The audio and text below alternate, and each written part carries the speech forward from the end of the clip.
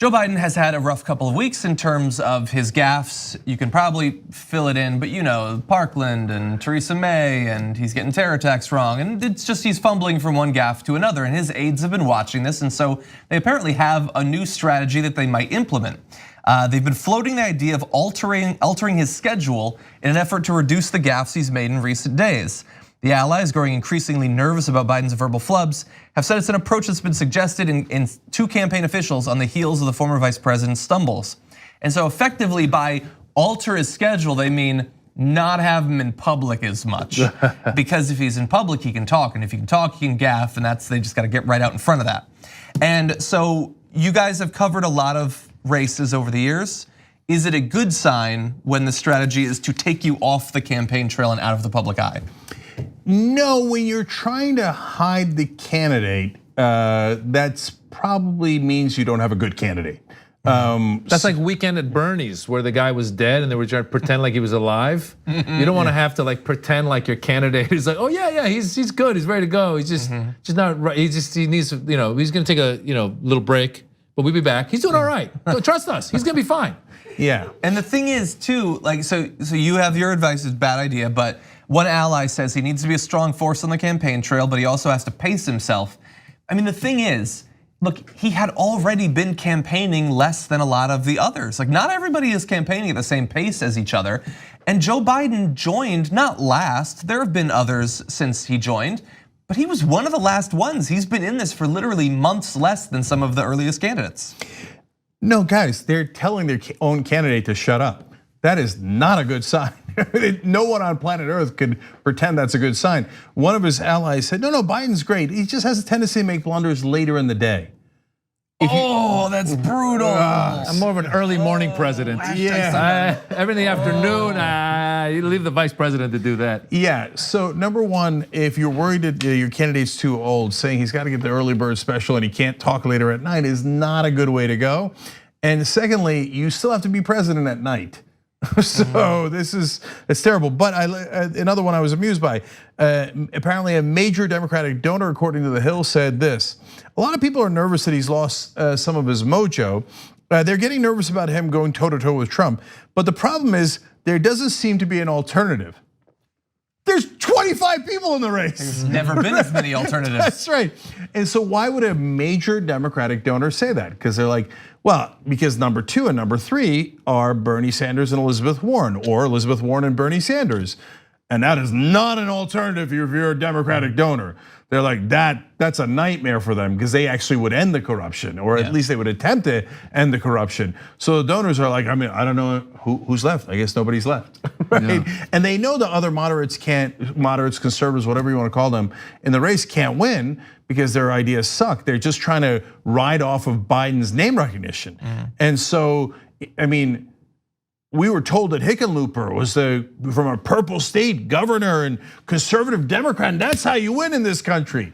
After polling at 0% for most of the race, dropped out yesterday because he had no prayer. Because it doesn't work. The voters don't want conservative, pro-corporate, pro-donor Democrats. That's why Biden starting to fade is causing a panic in the Democratic establishment. So here's the thing, that obviously all that I read you, the new strategy, which they dispute, some are saying they're not gonna do that, but some are saying they are. That sounds like really bad news for Joe Biden today, but I read something else that sounds like worse news for Joe Biden, and it involves his best buddy in the entire world, Barack Obama. So former President Obama, you've probably read this, has taken an active interest in Joe Biden's presidential campaign, even holding a lunch with his former vice president last month. That all sounds good. Joe wants to hang out with him more anyway, it's been very clear. But apparently there had been some talk before Biden launched his candidacy that does not look good now for him.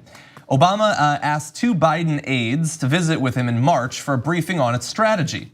Afterward, the Times reported that Obama told the aides they should make sure that Biden does not, quote, embarrass himself or, quote, damage his legacy while running for president. But he said, that's what he said to the aides, which is bad. But what he said to Joe might be worse. You don't have to do this, Joe, you really don't, Obama told Mr. Biden earlier this year, according to a person familiar with the exchange. So Obama's never believed in him. To some extent, the way you say that might make some difference, but that's not like Go get him, buddy. Yeah, and look, let's keep it real on a couple of different fronts on Obama. Obama convinced Biden not to run last time around because Obama doesn't believe in Biden. Part of the reason he doesn't believe in Biden is he kicked the living crap out of Biden in a primary really, really easily. People forget back in the 2008 primary, it was mainly Obama versus Hillary Clinton, but there was a whole bunch of other Democrats in there, including Joe Biden, and Obama had way less name recognition than Joe Biden, had way less money in the beginning, had less everything, and easily crushed Biden because he is not a good candidate. All he's ever done is win in Delaware because he was, a congressman or senator from there for as literally my entire life. So he's never won a contested election in like 50 years. So, and why is he even in this race? Because he won a coin toss, in effect, right? It wasn't a literal coin toss, but Obama's like, should I go with Evan Bayh or should I go with Joe Biden to appeal to white voters? And he had a couple other names in there, I'm sure, Chris Dodd, et cetera. And he's like, Biden, oh, okay. If Evan Bayh had won the coin toss and was vice president, does anybody think Joe Biden would be in the presidential race, let alone leading? No one thinks that. So he has no actual, great credentials in being a candidate. Now, which leads me to the most devastating part, the actual polling. The Biden fade has begun. So now we got a poll out of Iowa. I believe that's a fairly relevant state. It's starting line at Change Polls, and we've got a new leader, Elizabeth Warren. In fact, Joe Biden's now tied with Bernie Sanders. So depending on how you want to frame it, he's tied for second, tied for third, and fading and fading. Warren now has an 11-point lead in Iowa against Biden. Now here's the thing, you can say, hey, that's just one poll, and you could talk about, hey, what is the credibility of that poll, et cetera. But guys, it doesn't really matter. Does anyone think that Joe Biden, after losing the lead, is going to retake the lead? No one that knows politics thinks that. Once the fade begins, it's good night, Irene. Okay, then it's late night and he can't even talk. And then finally, you want to talk about a bigger poll and the whole country. An Economist YouGov poll now has Biden at 21% nationally and Elizabeth Warren at 20%. She's only 1 point behind him. So here comes Warren, and there goes Biden.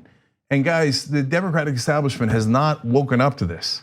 Warren and Sanders are 2 and 3 with a guy who's almost certainly going to drop out of the top spot. That leaves the top 2 as progressives. Well, they're afraid of progressives the same way that they were arguing against starting impeachment processes because they thought that starting the impeachment process, they were looking at what it did for Clinton back then. We're in a different world now.